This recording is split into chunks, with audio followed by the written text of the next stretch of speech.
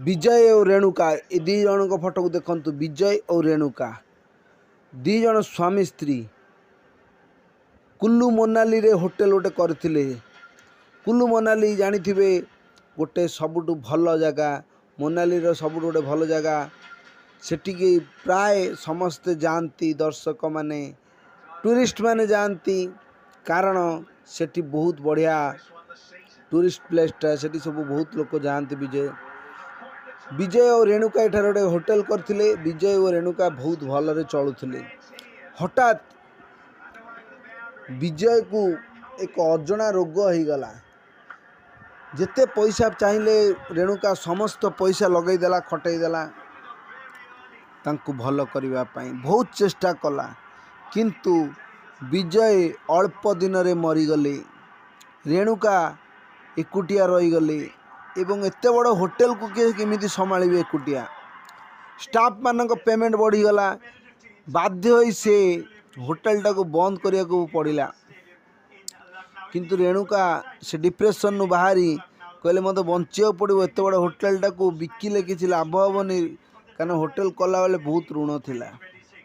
तेणु रेणुका निजर मुंड खटई एवं बहु परिश्रम करी मनाली रे होटेलटा को फेर प्रस्तुत कले एवं धीरे धीरे होटेलटी भल चलने को लगिला। होटेल रे ग्राहक मान संख्या बढ़िबारे लगिला, किंतु तथापि पैसार बहुत अभाव थाए, कारण ईएमआई दौथांती। होटेल जो तैयारी होता होटेल भल चलते कौन हम स्वामीर जो मला बेलू से बहुत समय होटेल बंद करने द्वारा होटेल जो ईएमआई था बढ़ी जाइथिला। पैसा होटेल बहुत बाकी थिला बैंक से रेणुका मन प्राण दे होटेलटा को कले और होटेलटी भल चलुला। दिनकर कथा, हठात राति जोर हो जाइछि, शीत प्रचुर पड़ी, किंतु कस्टमर माने सबू होटेल पलि जाइछन्ति। हठात राति ठीक 9टा खंड बेले भवेश और आकाश नामक दुईटी पिला आसी पहुँची गले होटेल रही। रेणुका को पचारे होटेल प्राइस केते आ लग्जरियस रूम आमको गोटे दिंतु। रेणुका तांको प्राइस बतैले एवं से प्राइस रे संतुष्ट होई एक बड़ा रूम नहीं गले एवं कहले तांको जे मो आमर खाइया पीआटा उपर को पठे दियो। किंतु से माने बैग भितर आनी थांती प्रचुर मद। भवेश आउ आकाश दी जन सांग थिले एवं दुई जन जाक जोरे प्रचुर मद पीवा को लगिले। मद पी पी पी पूरा से माने पूरा माने निजर होश भसे पूरा जोर मद पीकी पूरा टळ टळ होतांती। बोतल पर बोतल गड़ी चली थाए। तापरे से माने आसिले काउंटर कतिकी आकाश आ भवेश आसी कहले रेणुका मैडम को, मैडम नमस्कार, खराब भाविबेनि गोटे कथा कहबी, आपण होटेल एटा मिलिबो कि? रेणुका कहला कौन? कहला गोटे झील व्यवस्था हो पारे कि? आम आज बहुत इच्छा हो सेक्स करने। रेणुका कहला आमर से सब ये हुए ना। कहला जिते से भवेश आउ आकाश कहले जिते टंका लागिबो मु देवी, टंका 10,000 देवी। रेणुका कहले ये काम एठार हेनी, एत कम पैसा भी हम ना।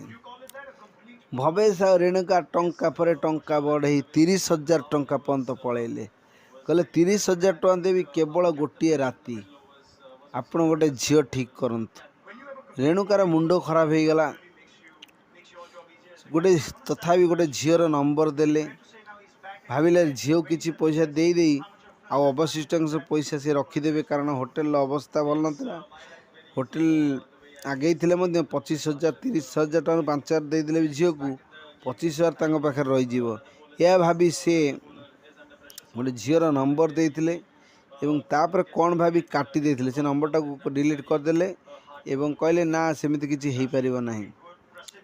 किंतु रेणुका मन में 30,000 टंका कथा शुणी मुंड गोटे राति 30,000 टंका। तेणु रेणुका मुंडटा पूरा खराब हो जाए। तेणु रेणुका किछि न भावी भवेश और आकाश को रूम को आइले एवं मद पीबार लगिले। तीन जन जाक उभय प्रचुर मदपान कले। मदपान कर सारापर राकेश और भवेश कहले मैडम 30,000 टंका देवी गोटे झील ठीक कर दिंतु। रेणुका कहला ना मो झील ठीक करदे पारिबी नहीं, किंतु मते 30,000 टंका देले तमे जहाँ चाहब मो सहित कर। आकाश आ भवेश यह शुणी प्रथमे चकित हो जाते, तापर खुशी होते, कारण रेणुका थिले बहुत सुंदरी एवं बहुत मॉडर्न एवं बहुत सुंदरी जीवती। शीत पाग तापरे जदि मालिकाणी सहित सेक्स करा पुलिस भय नहीं, तेणु आकाश आ भवेश दी जन राति जाक रेणुका को प्रचुर परिमाण रे मद पी सेक्स कले। किंतु हठात कौन है, सकाळु सकाळु होटेल पुलिस आसी पहुँची गले। पुलिस आसी पहुँची सारे कारण कौन, कारण एथे तो किसी नहीं, पुलिस आसिला कौन पे। लास्ट को देखिला बेलू आकाश तार बेड रे मरिकी पड़ी। पुलिस आसी संपूर्ण कथाटी पचारा रेणुका को। रेणुका को अधिक बाध्य कले। रेणुका सब सत कथा कहीदेले, कहले प्रचुर मदपान करते से दी जन, एवं सी मो सहित सेक्स करू करू हठात सी एमती हो गला, पड़गले आ मरीगले। पुलिस सांगे सांगे आकाशर लास्ट को पोस्टमार्टम पठेला एवं पोस्टमार्टम रे बाहरिला अत्यधिक भाइग्रा टैबलेट बा सेक्स टैबलेट खाइबा द्वारा आकाशर मृत्यु होइछि। भवेश मध्य सब सत कथा कहीदेला। तेणु रेणुका को सांगे सांगे पुलिस अरेस्ट करथिले, कारण नाबालक छुआ को, नाबालक नुहे किंतु से छुआ को सेक्स करने अनुमति देइथिले, कारण से तो सेक्स करवा पूरा मना होटेल से रेणुका को पुलिस अरेस्ट करिछि। किंतु वर्तमान रेणुका बेल बाहर अछंती, कारण ये सबूरा समस्त स्वेच्छा होता। यहाँ गोटे एक्सीडेंटल मर्डर हो गला, एक्सीडेंट ना मृत्यु होती। तेणु पुलिस अदालत यहाँ खारज कर किछि मात्रा रे पैसा नहीं छाड़ी देछि एवं रेणुका निर्दोष भाव में बाहरी। किंतु ये कथाटी चांचल्यकर न्यूज, यह चारिआडे प्रसिद्ध हो गला।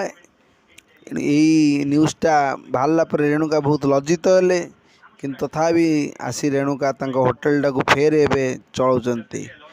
दर्शक बंधु, ये कहानी किपर लगे कहतु एवं कमेंट करंतु, लाइक करंतु, शेयर करंतु। आम चैनल नुआ थिले चैनल टाक सब्सक्राइब करंतु। रहिली, जय जगन्नाथ।